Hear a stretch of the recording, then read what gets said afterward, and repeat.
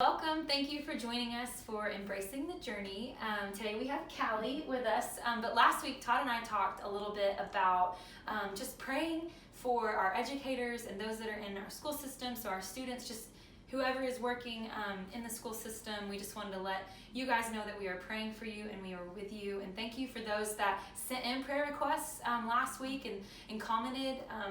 We handed those to our prayer team, and we have been doing that. So if you have prayer requests throughout this season, we would love that. So, but today we get to talk to Callie a little bit. It's a good friend of mine, and just to hear her heart and what it's been like in this season, and then also just what she does in the school system. So Callie, just lead us off into that. Tell us a little bit about yourself, and then also what you do in the school system. Sure, absolutely. I am an outdoorsy person. I enjoy playing pickleball. If you're not sure what pickleball is, look it up. It's awesome. Sport. It's a great game. Play pickleball a lot. Love to play golf. Basically anything outdoors is enjoyable to me.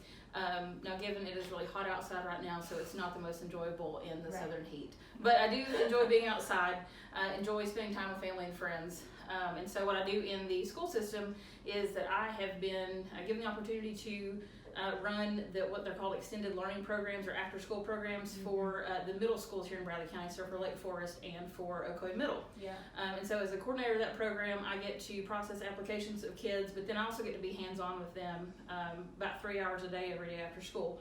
And so our goal is to reach 150 middle schoolers this coming year, and so looking forward to just getting to continue in that program, support them emotionally, support them academically, of course, and just anyway, basically it's a really good chance for middle school students to be mentored, and so I love that I get to be a part of that through Bradley County. Yeah, I think this, and it's not been around for a long time, right? Like you just kind of in the last few years.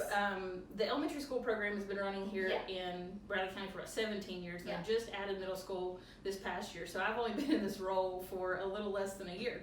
So it's very new, and it's a new perspective for me, but it's been something that's been very eye-opening as well. So it's been a good season. Yeah, I think it's just needed too. I mean, there's a lot of students that after school that need the guidance, need the help, or just need somewhere to go while parents are working. You know? Absolutely. So it's definitely a ministry. For which sure. is cool that you get to be in the school system. Yeah. You know. Well, I know that a little bit of backstory. You got to go to Romania, right? So you took some time off of work to do that, and then when we got back, we were hit with COVID. So you didn't really even get to finish the school year. So what was that like for you to just come out of the school system and then, you know, like a lot of teachers had to rework what they were doing? Yeah, absolutely. I think it was very hard because I took off the last Thursday because we left for Romania that last Thursday. So I didn't even get to tell our kids like bye at the end of the year. I didn't get to celebrate our 8th graders that were moving on to high school. And so I felt like a lot of that end of the year stuff that I know so many educators and so many students are feeling, some of that got ripped out from under us and without us even seeing it coming. And so that was tough, but at the same time, we had to just kind of get creative, you know, with so many people in the education world had to go virtual, and that looked weird for a lot of people. You know, that meant recording videos from our living rooms, and that meant sending emails and checking on kids via phone call and doing Zoom calls, and we're all zoomed out at this point. But you know, we just had to get creative to try to stay in touch with kids as long as we could, and I think our staff, I've got a great team that works around me, and so I think they really did a great job of trying to keep in touch with the kids even during the time we weren't in school. So. Yeah. Well, and it's really cool where you're at because you get to see your brother, right? You're kind of in this, like your family, I feel like, other than your parents maybe, like your brother, like everybody's going to be in the school system, right? So I'm sure your brother has had some hard times too. I mean, you just can see from all angles. You see a principal making decisions. You see a lot of you guys trying to make decisions. I know that's hard. And so, for sure. What is that going to look like for you, like at Lake Forest and in Ocoee? Like, are you having to put in all these parameters, you know, for COVID and the kids wearing masks? So basically, I'm just having to trust the administration at both Ocoee Middle and at Lake Forest. They're both led really well by great people, and so I very much trust their hearts to protect kids and do what's best for kids and for their teachers and staffs. And so I'm just going to do whatever they ask me to do. If they ask me to walk 6 feet apart with our kids, we'll walk 6 feet apart. So we'll do what we have to do. Some activity, Yes, we'll turn it into a math lesson. That's right. There you go. How many people does it take to make this many feet? So we'll make it work. But again, I have it's been a privilege, but also I felt really burdened for the administration from top to bottom. Yeah. I mean, making these decisions from Dr. Cash and Dr. Dyer in Cleveland City as well. I mean, making these decisions for a lot of people and doing the best that they can and really believing that they're trying to help kids in any way that they can. Mm-hmm. And so it's been hard to see that because I see how stressed they are, and I've seen the weight that they're carrying right now. And so that's been just a burden for me. I get to just do whatever they say inside of their school buildings, but I have seen kind of the decision-making process through this, and so it's been tough for them. I know.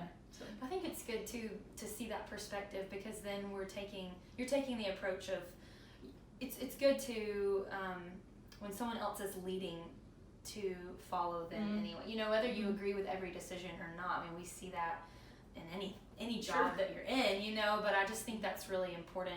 I know in ministry I've seen that, like even if I don't agree with the top decision, it's like, well, I know that they have the best interest for the people, and like they're, for you as a Jesus follower, you're trying to be Jesus in your school system and with your kids, and so it's like it's good for you to follow and make with these decisions and things like that, because you're right. None of us have been through this before, so it's like it's scary for all of us, and I can't imagine the kids. Middle schoolers, I know high schoolers might not, it's still scary for them, but I'm sure it's going to be different for that 6th grader coming in, just fearful of like, you get to see your friends, but they have masks on, I mean, it was funny today, I have a 2-year-old, and I don't have a mask for him yet because we don't go out, but he was like, oh, where's my mask?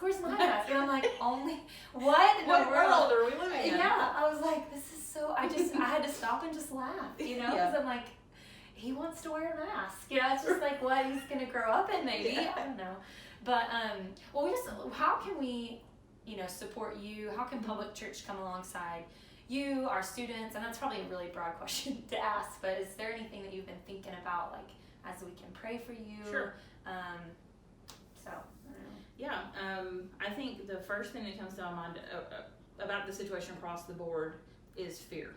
And so many people are fearful. I mean, administrators are fearful of making the wrong decision for so many people. You've got parents who are fearful of sending their kids. And I'm not a parent, so I can't possibly understand what they're going through trying to make these decisions for their family. And then you've got fear from teachers' perspective of, what if I get sick? What happens to my class? And so fear is across the board on every level. And so my burden has been to really pray the fear away. And I know that sounds maybe a little cheesy, but just not give us the spirit of fear. Right. And so I don't want to sound overly just spiritual about it, but I mean, that's how we combat fears through prayer. And so we ask the Lord for wisdom, and He promises in His Word that when we ask for it, He'll give it. And so that's what I've been praying specifically for those decision makers, for the administrators, the principals, top to bottom. Again, I've been asking for wisdom for them, and because what else do they have to go on? Like you said, nobody's ever been through this, and so there's so much fear, and so much is I think it's justified. I mean, we're all so scared. We don't know how to handle this and what this is going to look like, and so I don't make light of people having fear during this situation. But I really just I'm burdened about how do we combat the fear with kids? Like, how do me working on middle schoolers, how do I try to make the best of this situation wearing masks? I mean, do we do activities with masks? It's like, how do we make the best of this for our kids? And so I think that's just going to be a world that we're living in, and it's going to be a year of fluid. That's a and, good word. Flexibility at some point, flexibility breaks. So I think fluid is a really good word to use in this situation where we have to be gracious to each other. I mean, that's what I was thinking. Grace. I think administrators are probably going to get it wrong at some point. Teachers are going to get it wrong at some point. Parents are going to get it wrong at some point. And so I just think we all have to be very gracious and honor each other and decisions that we make about this whole going back to school situation, you know. But I know that the Lord is bigger than the fears that we can have, and He can handle them.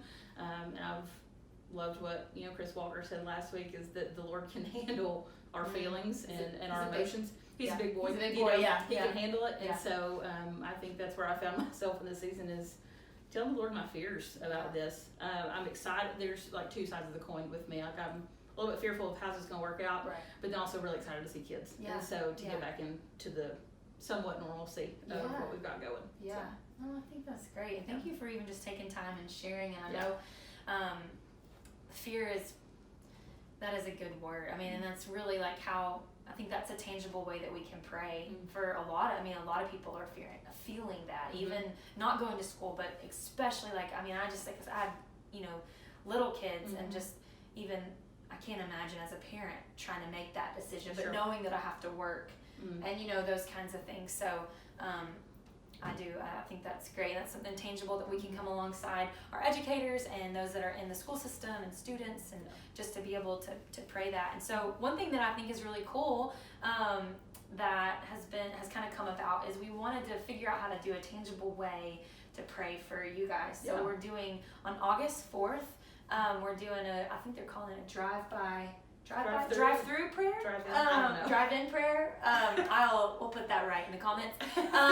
But that is August 4th from 6 to 8 at Public Church campus, and it's just our prayer team's going to be there, and just safely distanced, be able to pray just for needs. And like I said, we don't take that lightly. We hand these things off. We pray for them. We give them to our prayer team, and our prayer team is led by John Ogle, who is a powerhouse. And so you're actually on that team, right? And so anyway, we really want to just come alongside you, and Todd spoke on Sunday, just sit in the empathy and sit with you in this time. And so we thank you guys for watching, and we hope to see you August 4th if you're in the school system at all, and students come by, let us pray for you and that. So we hope you have a good day. Thanks, Callie. Yeah, absolutely.